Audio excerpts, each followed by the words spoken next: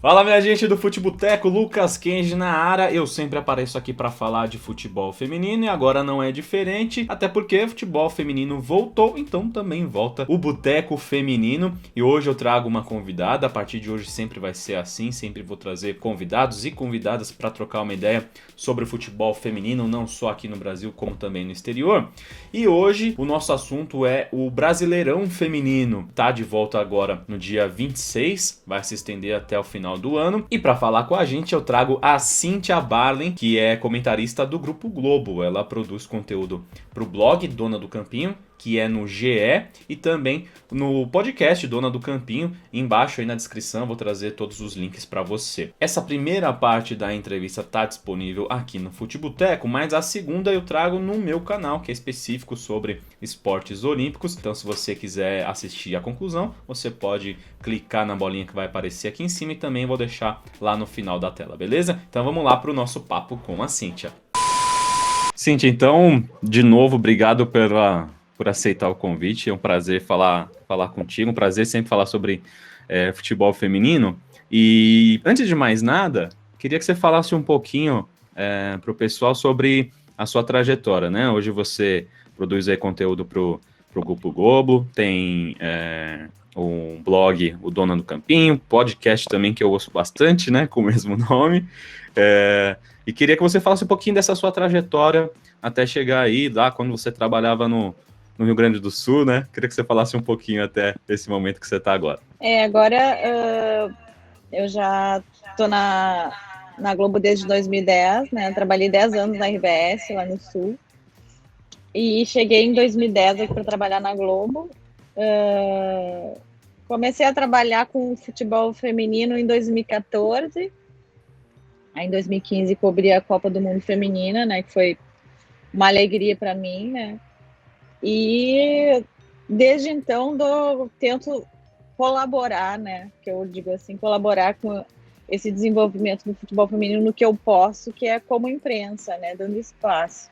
Então, esse é meu objetivo, assim, colaborar, né? Junto com todo mundo que já faz o futebol feminino tão grande, assim, tão importante. E como é que você sente esse momento atual do futebol feminino, né? Durante esse tempo que você tem feito as coberturas, imagino que tenha crescido o interesse. A gente conseguiu ver isso só um exemplo bem básico, só pela audiência que a gente teve na Copa do Mundo Feminina em 2019, né? Um interesse muito maior, uma audiência muito maior. Você sente isso também nas suas mídias, com quem você fala, sobre os assuntos que você fala? Você sente que há um interesse maior no futebol feminino? Eu sinto que sempre se teve um interesse, ou ao menos não se conhecia esse interesse, porque não se dava a visibilidade para o esporte, né, para a modalidade do futebol feminino. Então não se tinha como se testar se realmente teria um interesse ou não. Acho que no momento que você abre o leque, e você vê também a evolução. Acho que a Copa do Mundo de 2019 foi muito mais evoluída em termos de público, de futebol mesmo, desenvolvimento, porque você tem um gap, né? Querendo ou não, o futebol feminino entrou depois, né, na esteira do que o futebol masculino. Uma pena, né, que não se tem a mesma formação para os atletas no masculino e no feminino, mas agora a gente está vendo que o futebol feminino está correndo atrás e, tipo, o jogo de 2015 para 2019 evoluiu gritantemente. Eu acho que também é isso, mas principalmente de se dar espaço, né? Porque a gente viu a nossa seleção, por exemplo, a nossa seleção de 2007, 2008, era uma mega seleção, era muito legal. A gente tem o passado da Cici também, que jogava uma bola absurda. Então, é questão de você dar espaço. Antes eu acho que a gente não tinha espaço de mídia, de marketing, e hoje está todo mundo começando a enxergar. E isso atrai público. Se tu mostra para o público que é uma coisa de valor, ele se interessa. Então, eu acho que parte disso também.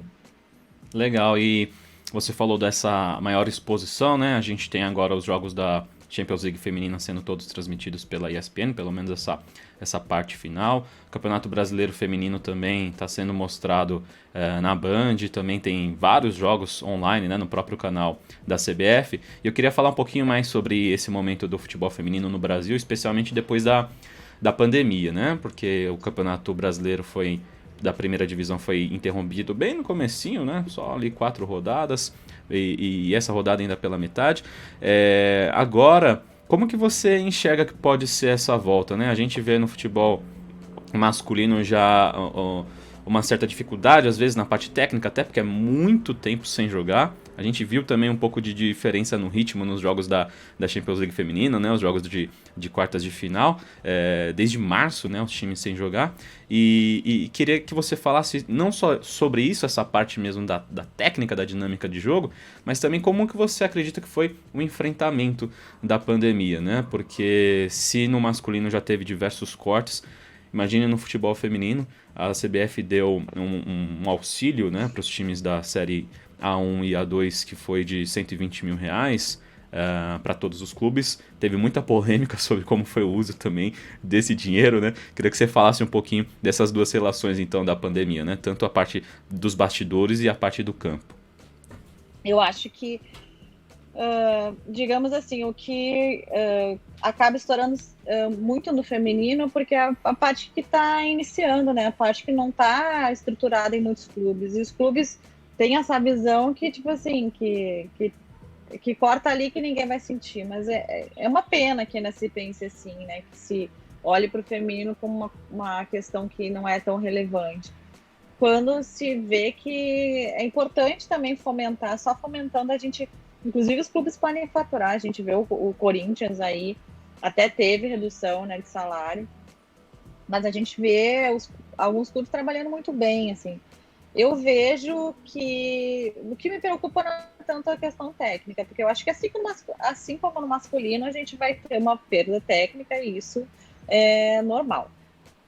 O diferente é que eu tenho receio em relação às questões dos protocolos, né, no feminino, porque a gente viu, por exemplo, o Goiás no masculino, teve vários atletas com Covid, então me preocupa um pouco, assim, de ver como é que vai ser essa largada, entendeu? Desse cuidado com os protocolos. Não tanto da CBF, porque a CBF tem um modelo montado, mas em relação aos clubes. E muito mais na Série A2. Eu acho que na Série A1 a gente tem 16 clubes bem estruturadinhos ali, né, que já fazem a questão funcionar, mas na Série A2 me preocupa um pouco porque a questão financeira pesa, né, os clubes não têm toda essa estrutura que se tem na A1, então eu me preocupo mais com isso, não tanto a questão técnica, que é uma coisa que a gente não... Ih, caiu. Caiu, voltou, voltou já. Que a gente não tem que esperar, né, assim como o masculino, a gente tem que fazer esse alerta que, claro, as jogadoras ficaram sem jogar um tempão. Dessa parte de protocolos, né, que você falou que ainda é uma questão nebulosa, né, pode trazer um certo tipo de preocupação. Você conversa sempre muito com dirigentes, né, você conversa sempre muito com jogadoras. Não sei se você já chegou a ter um papo sobre isso com eles, quem está dentro mesmo do meio, o que está pensando sobre essa volta? Eu acho que os dirigentes estão na expectativa pelo retorno. Eles queriam... O que eles queriam? Quase todos falando. Eles queriam uma data de volta. Uhum. Porque tendo uma data de volta, eles conseguem se programar, eles conseguem ter a segurança que aquele projeto vai ser reiniciado. Então, eu acho que a partir disso... se deu uma segurança de que não, eles não... A CBF não ia colocar o futebol feminino de lado. O futebol feminino continua sendo também um dos leques da entidade. Então, a preocupação maior era a data de retorno. Eu acho que agora, com a confirmação, eu acho que é um processo que vai se formar. Claro, alguns clubes vão ter dificuldades. O Iranduba, por exemplo, passou por uma dificuldade muito grande. É um clube muito tradicional no feminino, mas que enfrenta dificuldade, a questão que aconteceu com o patrocinador, e também a questão do deslocamento, né? A questão dos alojamentos, as meninas moravam juntas, agora eles têm que ter esse cuidado. Mas eu acho que, sobretudo, era muito o receio de não se ter uma data. Com a data confirmada, eu acho que eles enxergam como uma questão de continuidade e dá um alívio também, né, para os dirigentes. E com a bola no campo, o que você acha que mudou de lá para cá? Os favoritos continuam favoritos? Aumentou a distância dos times que têm mais possibilidade, até mesmo financeira e técnica, para os times que a gente já sabia que iam brigar lá embaixo? Como é que você vê esse contexto aí? Eu acho que, por exemplo, eu vejo, claro, Ferroviária e Corinthians, né, brigaram entre eles a temporada passada, né, então os elencos continuam fortes, né, sobretudo pelo sistema de jogo. As jogadoras já se conhecem há um tempão, já trabalham juntos. Eu acho que o Palmeiras aproveitou muito bem essa parada, trazendo a Camilinha também, trazendo a Queiroz também, a Queiroz. Então, eu vejo o Palmeiras entrando nessa briga. Claro, Mesmo sem a Bia Zanerato. Mesmo sem a Bia, que veio e nem jogou. Relâmpago. E jogou uma partida ou duas, porque por causa da pandemia. Mas mesmo assim eu gosto muito do futebol da Camilinha. Eu acho que vai ser um bom acréscimo para o time na movimentação. Mas eu vejo interesse. Eu vejo o Inter, por exemplo, que na tabela não está muito lá em cima, mas eu vejo o Inter com grandes nomes, assim. A Bianca Brasil eu acho uma grande atacante, sabe? A gente tem a Bruna Benítez, que também já foi capitã da seleção brasileira. Então, eu vejo ainda muito inicial a coisa, né? Então, eu vejo ainda as equipes estavam recém começando a quinta rodada, né? Então, acho que ainda tem muita mexida na tabela ainda até lá. O Campeonato Brasileiro, só para contextualizar, ele tem o formato das antigas, né, do Brasileirão masculino, que tem o mata-mata, né? Então, passam ali 8 equipes e depois tem a disputa do mata-mata, só que é um turno único, né? Não tem ida e volta.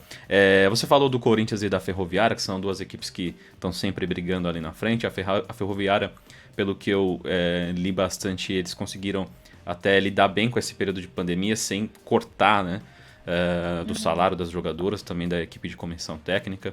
Tem uma técnica, né, mulher, que poucas equipes têm isso. Tem uma técnica mulher que é atual campeã e faz um trabalho sensacional, a Tatiele Silveira. Você acha que ainda essas equipes são os modelos a serem seguidos?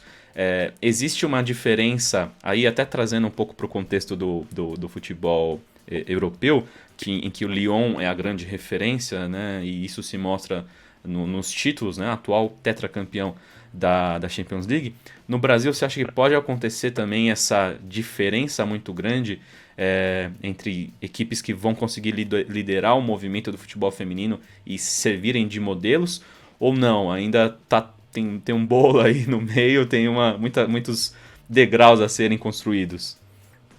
Eu acho que o Lyon realmente é um modelo, mas a gente vê, assim como no Brasil, a gente vê já um Lyon que na Champions ele não é tão avassalador como ele já era. Por quê? Porque as outras equipes evoluíram. Você vê o PSG jogando uma bola muito redonda, um jogaço contra o Arsenal. A gente vê também o Lyon não classificando de uma forma tão tranquila. Por quê? Porque as outras equipes estão evoluindo, estão se interessando por contratar grandes jogadoras. E a mesma forma eu vejo no Brasil. O Cruzeiro começou até muito bem a competição, mesmo sem jogadoras famosas no mercado, mas com um sistema de jogo muito legal, muito legal de ver, veio da Série A2 com um bom desempenho. Então eu acho que sim, a gente tem essas equipes dominantes que investem muito, que já conhecem o caminho de como fazer um time de sucesso. O Corinthians com o Arthur Elias, que é um grande treinador, a Tatiele é uma grande treinadora, mas eu acho que as outras equipes estão aprendendo e estão vendo que o nicho é muito interessante. Então, vejo ainda, quem sabe, uma dominância por mais uma temporada, alguma coisa, mas com outras equipes já incomodando, e pro ano que vem eu prevejo uma outra temporada já. E assim eu encerro a primeira parte dessa entrevista com a Cíntia. Reforço o convite para você acompanhar o restante desse bate-papo, dessa conversa. É só clicar na tela que está aparecendo aqui do lado. E também deixo o convite para você se inscrever aqui no canal do Futeboteco, hein? Se você ainda não está inscrito, já se inscreve, também badala o sino, assim você não perde nenhuma novidade. E se inscreve também no meu canal Lucas Kenji. Lá, além de futebol feminino, eu falo também sobre outros esportes. Muito obrigado pela sua companhia, um forte abraço, até a próxima!